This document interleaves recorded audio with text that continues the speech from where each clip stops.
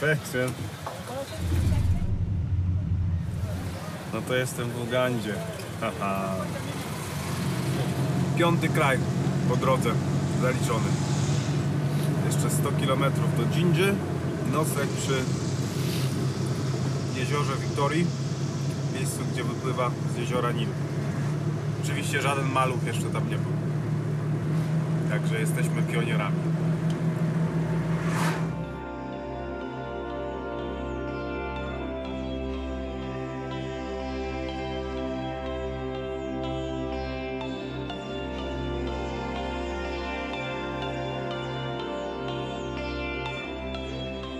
Dżindża to miasto, w okolice którego przybywa wielu amatorów whitewater raftingu. Białe wody Nilu to nie lada atrakcja dla poszukiwaczy adrenaliny. Nigdy mnie nie fascynowały sporty ekstremalne, ale skoro tu jestem, to warto spróbować.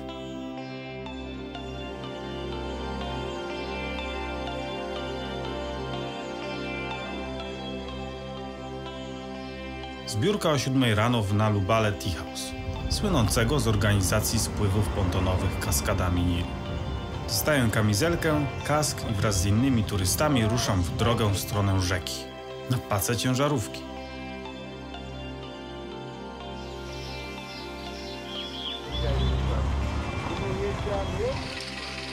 Docieramy do miejsca, gdzie zostaje zwodowany ponton. Krótka instrukcja zachowania na pontonie, próbna wywrotka i płyniemy z nurtem w dół rzeki. Początkowo jest to sielanka, wolna, bez wysiłku. Gorąco zaczyna się robić kilkadziesiąt metrów przed przełomem.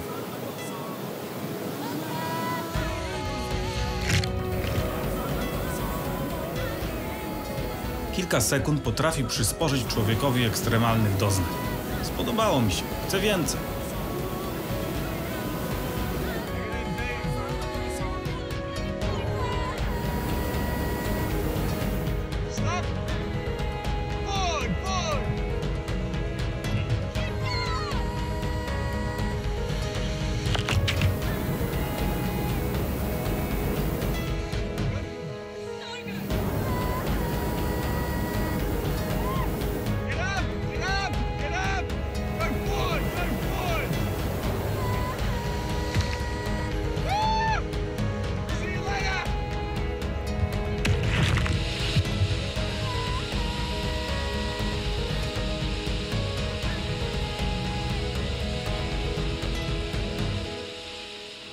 Whitewater rafting, świetna sprawa, na pewno jeszcze zrobię to kiedyś w życiu.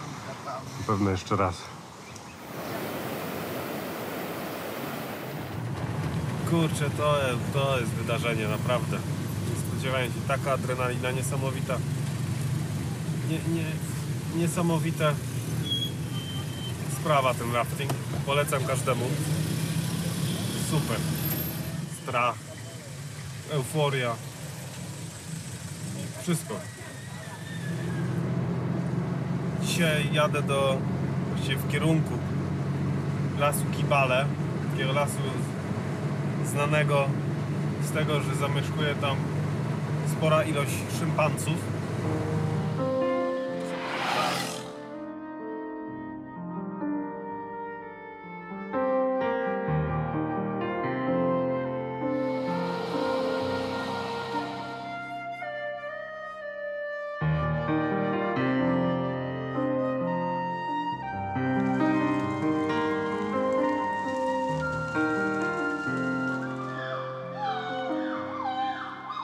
Las Kibale wita mnie rozmaitością dźwięków i zapachów oraz bujną zielenią. Teraz widzę, że jesteśmy otoczeni puszczą równikową. Wybieram się na poszukiwanie słynnych mieszkańców puszczy. Też trochę komplikuje trekking, ciągle leje i leje. Szympansy słychać, ale ich nie widać.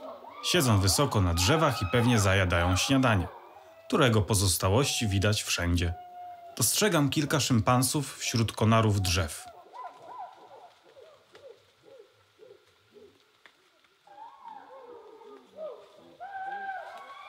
Nie przejmują się przybyłymi turystami, nie lubią mokrego podłoża i nie zejdą na ziemię.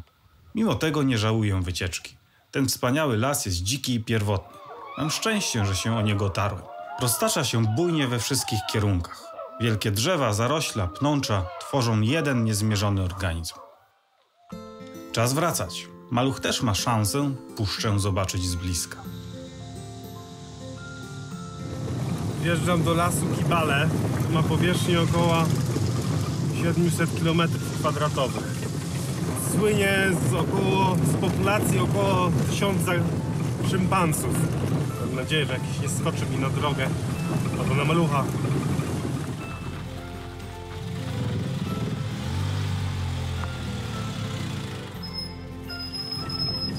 Droga przez ten las jest niesamowita. Przez zieleń, zapachy, które docierają z zewnątrz, dźwięki. Niesamowity jest las, kurczę. Cieszę się, że mam możliwość przejechania przez tą drogą, właśnie przez las. O kurczę, a tutaj niespodzianka. Niezła kałuża.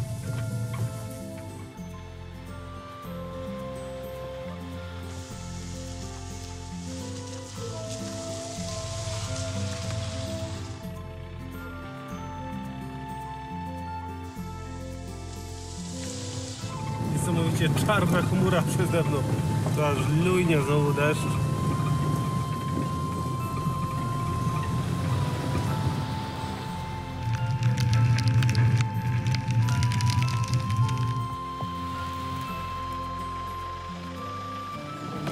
Kurde, normalnie jak spadnie deszcz, od razu momentalnie ulewa.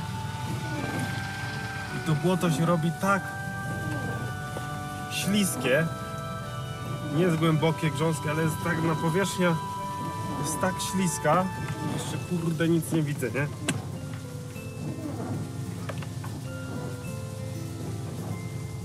Bokiem normalnie jeżdżę. O! Normalnie jak na lodzie. Jedyne co, to nie chciałbym w kolejne wpaść. Chciałbym się utrzymać na środku drogi. Jest tak ślisko, że koła się kręcą w miejscu, nawet na drugim biegu. I podjadę pod tą górę. Muszę się wycofać, aby spróbować jeszcze raz. Niestety na błocie ześlizguję się do rowu.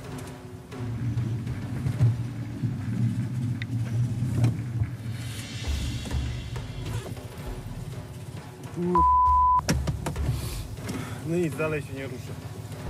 Muszę nie zjechać, bo utknąłem. Ślizgają ci się koła, czy brakuje mocy? Nie, ślizgają mi się koła. Wiesz co, to w ogóle zjechałem do rowu. Potrzebuję pomocy. Sami z maluchem nie damy rady. Mieszkańcy z wioski nieopodal z początku są niechętni do pomocy. Musi mi pomóc ekipa.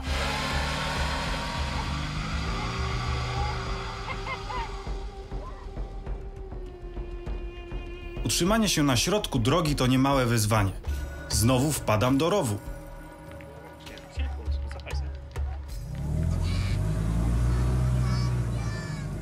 Każda próba ruszenia i maluch zsuwa się coraz głębiej i głębiej. Ludzie się litują i pomagają za symboliczną opłatą. Nie jestem w stanie utrzymać się na drodze prosto. Wjeżdżam do rowu cały czas.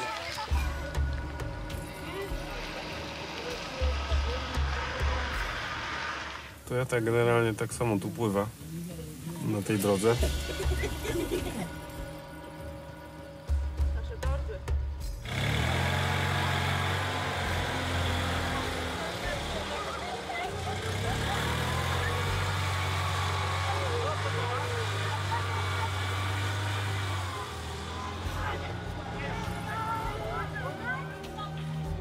Dalej tą drogą nie pojadę.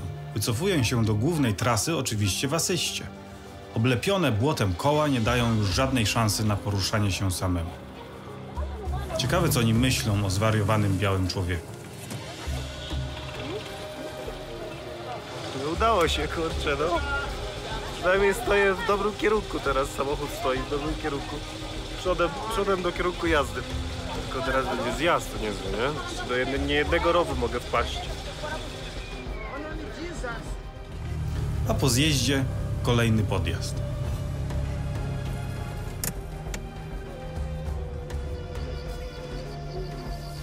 Potrzebni są pchacze.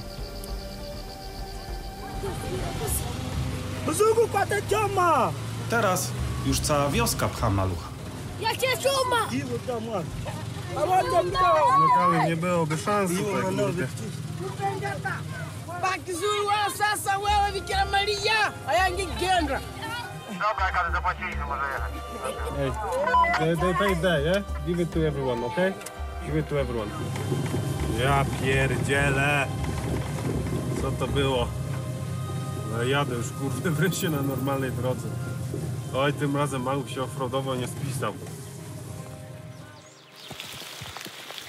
Pod moje pozostałości po wczorajszej walce w Glinie.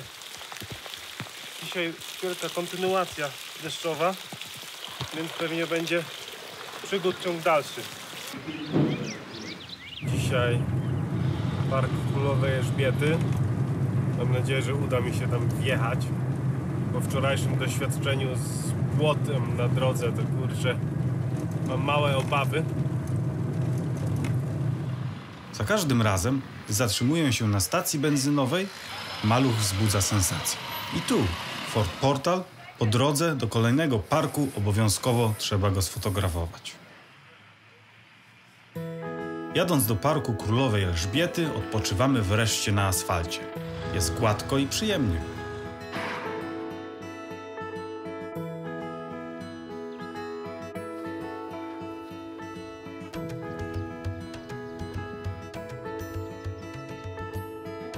Droga przecina park, który jest położony między jeziorem Jerzego a jeziorem Edwarda, graniczącym z Demokratyczną Republiką Konga. Park, jak większość parków w Afryce, jest królestwem zwierząt. Zamieszkały m.in. przez słonie, hipopotamy i setki flamingów.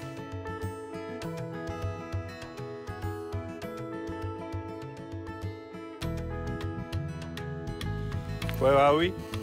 We are in Chambura Gorge in eastern part of Queen Elizabeth National Park, as we are looking for chimpanzee as our main interest here.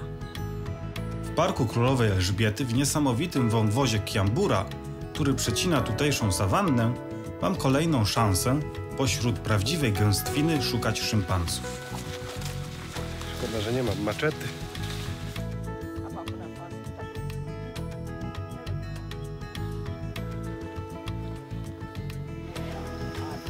Hipo się tam chowa.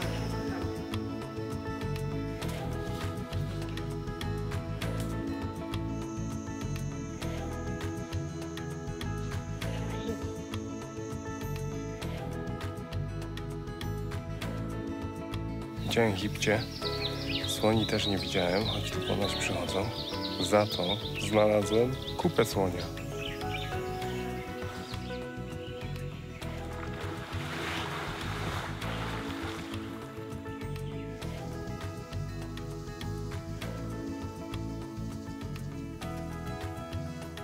Szympansa niestety nie znalazłem.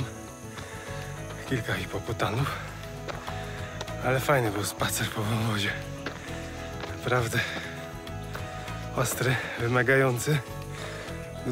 Dużo wspinaczek, przedzierania się przez krzaki. Także było fajnie.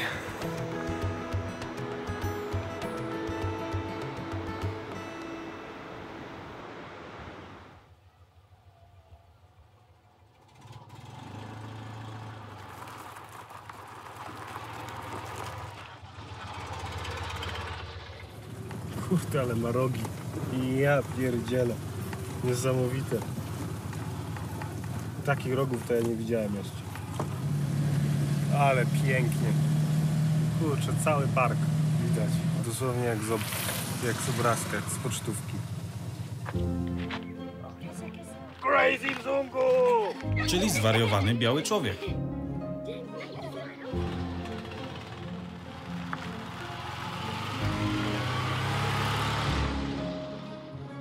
Jadę dalej, kierując się na południe. Mój cel to nieprzenikniona Puszcza Bwindi. W sumie mam do niej 2 dni jazdy. Droga na początku trasy jest niezła, ale... Nienawidzę tych rzeczy.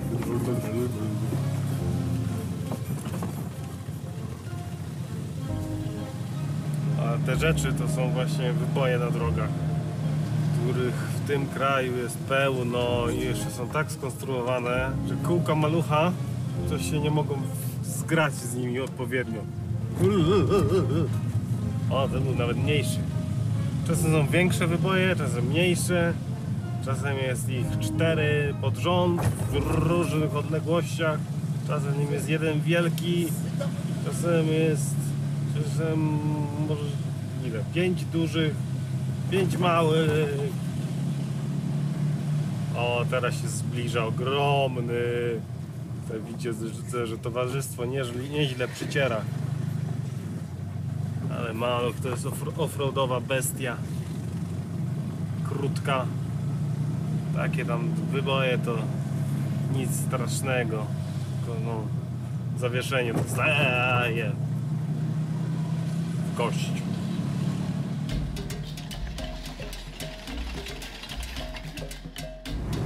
Tutaj po lewej stronie, po prawej zresztą też, uprawy herbaty. To jest herbata. Pięknie to wygląda, jak rośnie herbata. Taki dywan zielony. Kolejne tankowanie.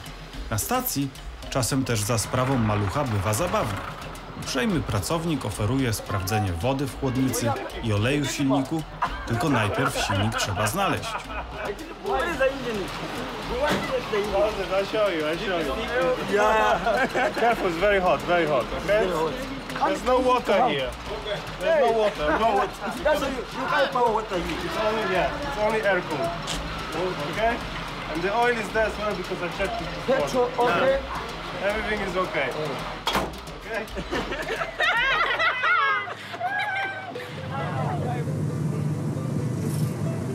8100 km przejechałem. Że połowę trasy już przejechałem. Maluch przejechał połowę trasy. Ponad 8000 km w Afryce. Pierwszy raz w historii. Odkrywca. Odkrywa Afrykę dla swojego gatunku.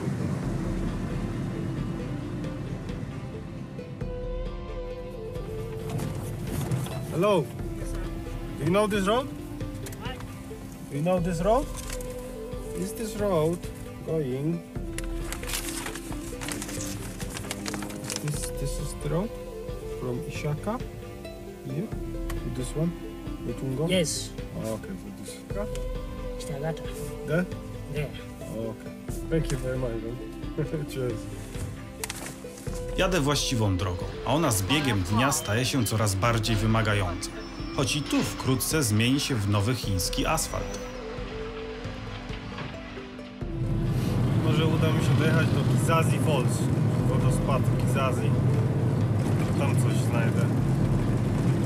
Jakiś kemping. Tutaj w tych wioskach, kurczę, jakieś hotele na pół godziny. Dla zakochanych par.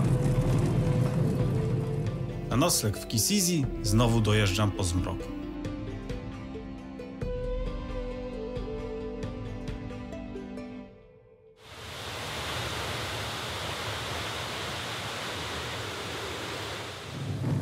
Na noc zatrzymałem się w miasteczku Kisizi. Kobiety, która prowadzi taki pensjonat. 3 pokoje. Wynajmuje całość. Prowadzi mały biznes. Tak patrzę na te rozkazy, do czego sprowadzą. No właśnie, nie? Bo tu masz to Rukunguri. To Rukunguri to nam nie pasuje, absolutnie. To ja bym pojechał chyba jednak dalej i tam tym krótsze skrótem spróbował zaatakować.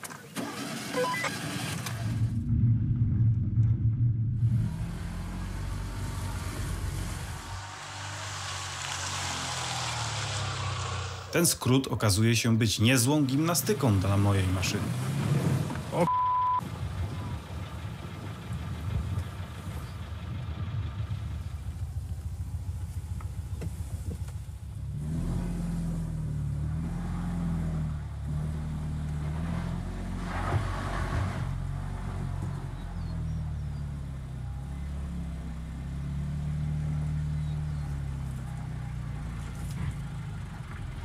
Ale maluch normalnie się wygiął.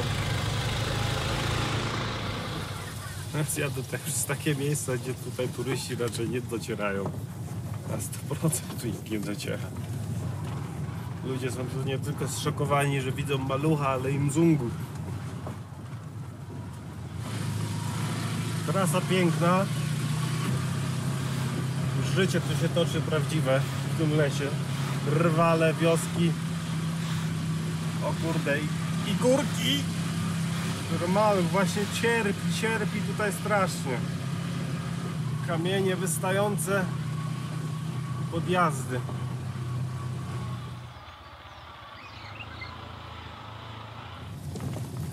O ja pierdzielę. O kurde. O zjeżdżam.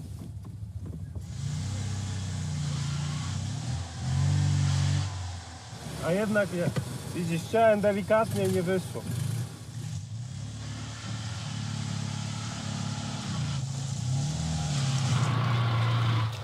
Ale żeś logistyk drogę wybrał. Nie, no? kurde, ale zobacz, Śliczne dłoń, no. jaki plan do filmowania. Wiesz co, no jeszcze gdzieś tak z 6 kilosów. O kurde. Tylko, że może być już później lepiej, bo chyba będzie z gójki, mi się wydaje. Rozkosz. Kurde.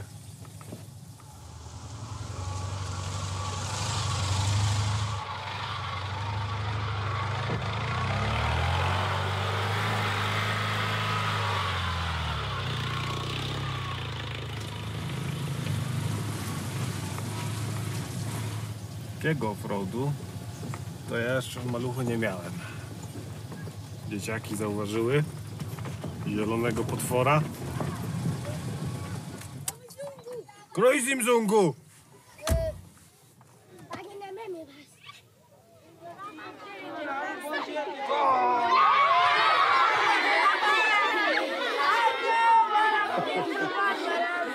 Crazy mzungu jest naprawdę przerażający.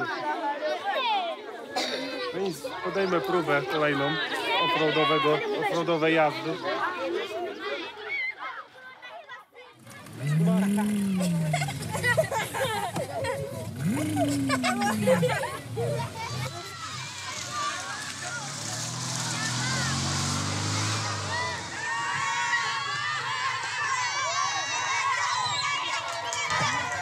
To specjalnie dla dzieciaków, żeby miały ten ubaw. Jaka? Jaka? A, jaka. A ja mu kurę jaka?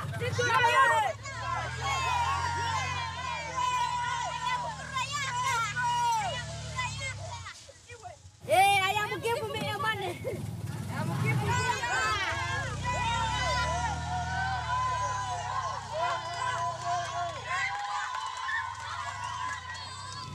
Co za niesamowita droga, kurczę. Zaskoczyła mnie pod każdym względem. Krajobrazów, ludzi, dzieciaków, miasteczek, wiosek, pracy, która się tu dzieje. I offroadu dla malucha. Niesamowite miejsce.